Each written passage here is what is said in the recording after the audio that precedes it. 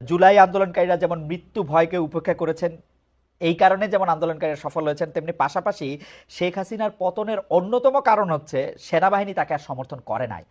এই যে সেনাবাহিনী সমর্থন প্রত্যাহার করে নিল, এইটার কারণটা আসলে কি? আইএসপিআর আমাদেরকে একটা সংবাদ বিজ্ঞপ্তিতে জানিয়েছিল যে আওয়ামী লীগ সরকার পতনের পর প্রাণ রক্ষার্থে 626 জন তাদের কাছে আশ্রয় নিয়েছিল, অর্থাৎ সেনাবাহিনীর কাছে ক্যান্টনমেন্টে। তারা কে কোথায় এই নিয়ে বিস্তারিত খবর আর আমরা পাই নাই। আমরা আইএসপিআরকে আর জিজ্ঞেসও করতে পারি নাই যে ভাই 626 জনের তোমরা একটা তালিকা করছো কিনা, কোনোদিন আমাদেরকে দিবা কিনা, তাদের কয়জনকে তোমরা রাখছো, কয়জনকে ছাড়ছো। এইরকম আওয়ামী লীগ মন্ত্রী এমপিদের কেউ কারাগারে, এক দুইজন জামিন পাইছেন, কারো হদিস নাই। এই কারা কারা আবার বিদেশে, এই পিক এন্ড চুজটা আসলে কেমনে হইলো? মানে আমি একটা স্পেসিফিক উদাহরণ দিই। আমরা শুনেছিলাম যে ডক্টর আওয়ামী লীগের পররাষ্ট্রমন্ত্রীটা ডক্টর হাসান মাহমুদ এবং জুনাইদ আহমেদ পলক তারা বিমানবন্দর থেকে গ্রেফতার হয়েছেন, কিন্তু পরে আমরা পলককে কারাগারে দেখেছি, আর হাসান মাহমুদ বেলজিয়ামে বসে আমাদের সবার জন্য ওয়াজ করছেন, বাণী দিচ্ছেন, কি কি করতে হবে না করতে হবে বলতেছেন। এটা কেমনে হইলো আসলে? খালেদ ভাই, এই জিনিসটা আসলে আমি নিজেও এটা জেনেছি বেশ কিছুদিন আগে, এবং বাট আমি এটা শেয়ার করতে ভুলে গেছি। গুড যে আপনি আমাকে এটা মনে করিয়েছেন। আমি সেনাবাহিনীর বেশ কিছু জায়গাতে কথা বলেছি এবং বেশ নির্ভরযোগ্য কর্মকর্তাদের সাথে কথা বলেছি, এবং আমি যে জানতে পেরেছি তা হলো যে এই যে 600 জনের কথা অ্যাকচুয়ালি বলা হচ্ছে, 600 জনের মধ্যে আসলে সমাজের বিভিন্ন স্তরের লোকজন ছিলেন। হুম হুম। কেউ হয়তো সরকারি ডাক্তার ছিলেন, কেউ হয়তো পুলিশ কর্মকর্তা ছিলেন, কেউ হয়তো পুলিশের এসপি ছিলেন, কেউ হয়তো ম্যাজিস্ট্রেট ছিলেন, কোনো হাইকোর্টের জাজ ছিলেন, সুপ্রিম কোর্টের জাজ ছিলেন, এমপি ছিলেন, দুই একজন বেশ কয়েকজন মন্ত্রীও এটার মধ্যে ছিলেন। ফরেন ডিপ্লোমেট ফরেন ডিপ্লোমেটের ফ্যামিলি ছিল।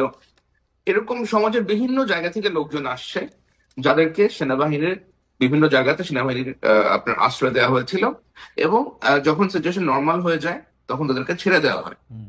এখানে আপনার রাজনৈতিক বেশ কিছু লোকজন এখানে ছিল। আমি যখন তাদেরকে জিজ্ঞেস করেছি যে এদেরকে আপনারা কেন কেন সেভ করা হয়েছে, আমাকে উত্তরটা আসলে দেওয়া হয়েছিল যে যান বাঁচানো ফরজ। আমরা জানতাম যে যদি এই লোকগুলোকে ছেড়ে দেওয়া হয়, then they will be beaten to না ডেথ। আমি যান বাঁচানো তো মানে নিজেরটা বাঁচানো ফরজ। না, আরেকজনের যান বাঁচানোর ফরজ। আমাকে আমাকে আমাকে তারা তাহলে তো এটা আর বললো যুদ্ধই যে করতে আমরা পারবেন না আপনি। যে আপনি যদি, এটা আপনি একটা সোলজার, আপনি যদি আরেকজনের যান বাঁচানো ফরজ মনে করেন, তাহলে কেমনি কি? আমি মনে করি না। আমাকে এটা বলা হয়েছে যে ওকে। তারা ওদের প্রাণ রক্ষা করার জন্য এই কাজটা করেছেন, বাট এইটার সংখ্যা আসলে খুব বেশি না, এটার সংখ্যা খুব কম।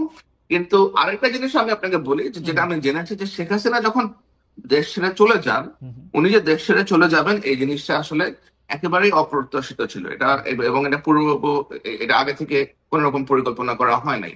তো উনি যখন দেশ ছেড়ে চলে যান, তখন আওয়ামী লীগের নেতৃত্বের বিভিন্ন লোকজন বিভিন্ন দিকে আপনার ছড়াছিড়ে গেছেন। বেশ বড় একটা অংশ আপনার ভারতে চলে গেছে, তারা এখনো কলকাতায় অবস্থান করতেছে, ইন্ডিয়ার বেশ কিছু হোটেলে। তো সেনাবাহিনী গিয়ে কাউকে পালাতে সাহায্য করছে অথবা পালিয়ে যেতে দিচ্ছে, বিষয়টা আসলে এরকম না যে সেনাবাহিনী ওদেরকে আটকায় রাখছিল, সব এমপি মন্ত্রী অথবা এদেরকে এখানে ওরা আটকায় রাখছিল, এবং like when the situation normalize they allowed them to go. বিষয়টা আসলে ওরকম না। এখানে সমাজের বিভিন্ন শ্রেণীর লোকজন ছিল। না সেটা ঠিক আছে। জাস্ট এইটা জানা যে সেনাবাহিনী এর মধ্যে থেকে আসলে পিক এন্ড চুজ করছে কিনা। সেনাবাহিনী হোক, এখন যারা রাষ্ট্র ক্ষমতায় আছে, অর্থাৎ হাসান মাহমুদকে ছেড়ে দেই কারণ হাসান মাহমুদ আমাদের কিছু একটা উপকার করছেন বা করবেন, পলককে ধরে না রাখি, না, ওইটা ওরকম করছে কিনা? ওরকম কিছু হয়েছে বলে আমি শুনি নাই। যেটা হয়েছে যে যারা ক্যান্টনমেন্টে গেছেন, অ্যাপ্রোচ করছেন, হ্যাঁ ফর এক্সাম্পল আপনার আত্মীয় স্বজন আছে, আপনি হ্যাঁ হয়তো আর্মিতে চাকরি করেন, হ্যাঁ। আপনি ধানমন্ডিতে থাকতেছেন, রাইট। আপনি ওখানে গেছেন যে আমাকে একটু শেল্টার দেন, আপনাদের এখানে আমাদের ওখানে অনেক অ্যাটাক হচ্ছে, হ্যাঁ, আপনি তাকে শেল্টার দিয়েছেন। সেটা ফাইন। এরকম আর আমাদের তো এরকম অনেকের আত্মীয় স্বজন থাকে আপনার ঢাকা ওকে শহরে। রাইট। এবং আমরা সবাই সবার আত্মীয় আসলে, মানে সেনাবাহিনী আমাদের সবারই বন্ধু আত্মীয় সব জায়গাতেই আছে। সবারই আত্মীয় স্বজন সব থাকে সবাই বিভিন্ন সবার একটা জায়গাতে। জায়গায় আছে। জুলাই আন্দোলনকারীরা যেমন মৃত্যু ভয়কে উপেক্ষা করেছেন, এই কারণে যেমন আন্দোলনকারীরা সফল হয়েছেন, তেমনি পাশাপাশি শেখ হাসিনার পতনের অন্যতম কারণ হচ্ছে সেনাবাহিনী তাকে আর সমর্থন করে নাই। এই যে সেনাবাহিনী সমর্থন প্রত্যাহার করে নিল, এইটার কারণটা আসলে কি? আসলে বাংলাদেশ সেনাবাহিনীর অনেক সদস্যরাই বহুদিন ধরে শেখ হাসিনার সরকারের এবং শেখ হাসিনার যে প্রতিরক্ষা নীতি, সেটা অলিখিত প্রতিরক্ষা নীতি, যা শেখ হাসিনার একজন আত্মীয় একজন তারিক সিদ্দিকী নিজে নিয়ন্ত্রণ করতেন, তার এগেনস্টে ছিল।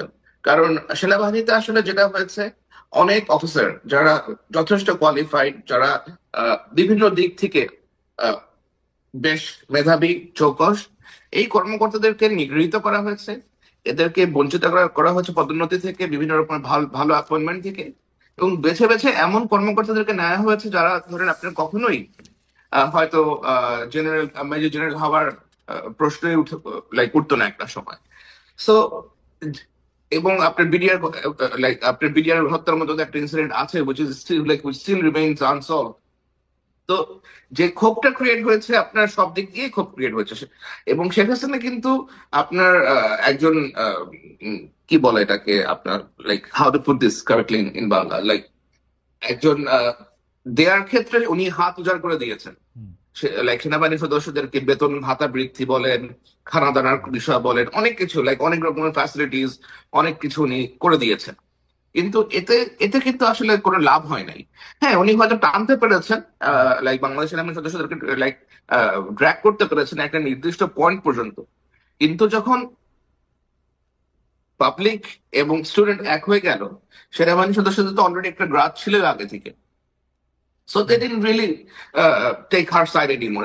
এবং মূলত যারা সৈনিক, মানে মানে মানে স্যার, আপনি নিশ্চয়ই আমার চেয়ে ভালো জানবেন, কিন্তু আমরা যেখানে দেখতে পাচ্ছিলাম যে শেখ হাসিনা সেনাবাহিনীকে এমন করে তৈরি করতেছেন যে সেইটার অধিনায়কত্বে তারাই যাইতেছেন যারা আসলে খুব তার প্রতি লয়াল। প্রোভেন তার লয়াল। মানে একদমই, মানে আওয়ামী লীগের মধ্যে অনেকে নৌকা মার্কা না করতে পারেন, সেনাবাহিনীর মধ্যে বেশিরভাগ লোকই নৌকা মার্কা করতে হইতো যারা অধিনায়কত্বে যাইতেছেন তাদের। অবশ্যই তো অবশ্যই। তো তো সেই জায়গা থেকে তারা এটা কিভাবে ভাবলেন? আপনি বিডিআর কথা বলতেছিলেন, কিন্তু বিডিআর তো 2009, এটা তো 2024, মানে 15 বছরে তো উপরের দিকে লিডারশিপে অনেক পরিবর্তন হয়েছে, মানে বেশিরভাগ জনকে আসলে বাদও দেওয়া হয়েছে অনেক গুরুত্বপূর্ণ জনদের। অনেক অনেক পরিবর্তন হয়েছে, কিন্তু ওই জিনিসটা স্টিল রিমেইনস আনসলভড। ওইটার কিন্তু এখন একটা অমীমাংসিত বিষয়। ওইটার মূল পারপেট্রেটার্স কারা সেটা এখনো চিহ্নিত করা হয় নাই বলেই সাধারণ প্রায় সর্বস্তরের সামরিক বাহিনীর সদস্যরা মনে করেন। এবং যে ধরনের অফিসারদেরকে আপনার প্রমোশন দেওয়া হয়েছে তাদের লয়ালিটির জন্য, এদের বেশিরভাগেরই আপনার ওরকম যোগ্যতা নাই এবং ওরকম মেধা নাই। কিন্তু এটা কিন্তু আবার জুনিয়র কমান্ডার সবাই জানে। তো একটা জুনিয়র অফিসার যখন দেখতেছে যে এই লোকটা যে সুপার সিনিয়র ছিল সারা জীবন, for example general Aziz, he was a super senior officer, আপনি তাকে টেনে সেনাবাহিনীর প্রধান বানায় দিচ্ছেন, এটা তো সবার চোখে লাগবেই অবশ্যই। এবং এমন একটা ব্যক্তি যার ভাইরা শিশু সন্ত্রাসী ছিল, এরকম আরো অনেক উদাহরণ আছে। আপনার জিয়াউল হাসান, যে লোক জীবনে আর্মিতে কোনো কমান্ড রোলে ছিল না, সে আপনার ম্যাট্রিকও ইন্টারমিডিয়েট অবশ্যই সেকেন্ড ডিভিশন না, যেটা থার্ড ডিভিশন পাইছে, পিএসসি কোর্স করে নাই, এনডিসি করে নাই, you made him a major general. This man was involved with hundreds of murders. তো এরকম কাজকর্ম যখন আপনি করবেন, এটা তো একটা সুশৃঙ্খল বাহিনী। এরা তো আপনি যত যাই কিছু বলেন, এই বাহিনীর মধ্যে তো একটা ডিসিপ্লিন আছে, কাজ তো করতেছেই। তারা দেখতেছে যে এই সমস্ত নটোরিয়াস এলিমেন্টকে তারা গিয়ে ড্র্যাগ করে করে প্রমোট করতেছে, এবং যারাই জেনারেল তারেক সিদ্দিকীর সাথে ঘনিষ্ঠ, যারাই জেনারেল তারেক সিদ্দিকীর ওয়াইফের সাথে ঘনিষ্ঠ, তারাই জাস্ট গিয়ে প্রমোশন পাচ্ছে, অন্যরা আর প্রমোশন পাচ্ছে না। মানুষের তো ক্ষোভ অবশ্যই অবশ্যই সৃষ্টি হবে, এবং এই ক্ষোভ যখন আপনার ছাত্র জনতার সাথে একীভূত হয়ে গেছে, then of course naturally they step down। Zulkarnain, আমি যে বিষয়টা জানতে চাচ্ছিলাম যে আমরা কিন্তু শুনে আসতেছিলাম যে ভারতীয়, আমি খোলাখুলি বলি যে ভারতের যে সেই বাংলাদেশের সেনাবাহিনীর মধ্যে কারা কোন অফিসার, কারা কি করতেছে, কাদেরকে রোল প্লে করতে দেওয়া উচিত না উচিত, এবং ভিতরকার যে বিভিন্নকার তথ্য, যে তোমাকে এই তথ্য দিয়ে দিব তার ফলে তুমি আর ব্রিগেডিয়ার থেকে মেজর জেনারেল হইতে পারবা না, মেজর জেনারেল হলে আর লেফটেন্যান্ট জেনারেল হবা না, এই যে এগুলির ব্যাপারে তারা বেশ ভূমিকা রাখতেছে, তারা তাদের লোকদেরকে এখানে বসাইতেছে। তাহলে হঠাৎ করে আমরা 15 জুলাই, 16 জুলাই, 20 জুলাই, মানে আমরা দেখলাম সেনাবাহিনী বলতেছে যে আমরা এদের উপরে গুলি চালাবো না, আমরা দেখতেছি তারা কমান্ড শুনতেছে না, আমরা দেখতেছি তারা শেখ হাসিনার উপরে প্রত্যাহার করতেছে। এটা কেমনে হইলো? তাহলে কি ভারতীয় বাহিনী কি আর তাদের উপরে প্রভাব সৃষ্টি করতে পারে নাই, বা তাদের বসানো লোকগুলি কি হঠাৎ করে নিষ্ক্রিয় হয়ে গেল সব? না, এখন বাংলাদেশ সেনাবাহিনীর সদস্য সংখ্যা কত? 2,40,000 প্লাস হবে খুব সম্ভবত, আর একটু বেশি হবে। এখন কতজনকে নিউট্রালাইজ করছে? হয়তো গিয়ে 50টা কর্নেল সাহেবকে নিউট্রালাইজ করছে, 30টা ব্রিগেডিয়ারকে নিউট্রালাইজ করছে, 100টা মেজরকে নিউট্রালাইজ করছে। কতজন হবে? 500 জন কর্মকর্তা, 1000 জন কর্মকর্তা হবে। 1000 জন এগেইনস্ট আপনার 2,40,000 আর্মি তো চেইন অফ কমান্ডে চলে, তাই না? মানে আমরা এরকম শুনছি, রিপোর্ট না দিলে কেউ ব্রিগেডিয়ারই হইতে পারে না, কর্নেল পর্যন্ত আসসালামু আলাইকুম, লেফটেন্যান্ট পর্যন্ত আসসালামু আলাইকুম। বললাম যে অফিসার যার প্রমোশনই হওয়ার কথা না, যে সুপার সিনিয়র, যে আপনার ওমেনাইজিং করে আসছে সারা জীবন, তাকে আপনি বানাই দিচ্ছেন জেনারেল সাহেব।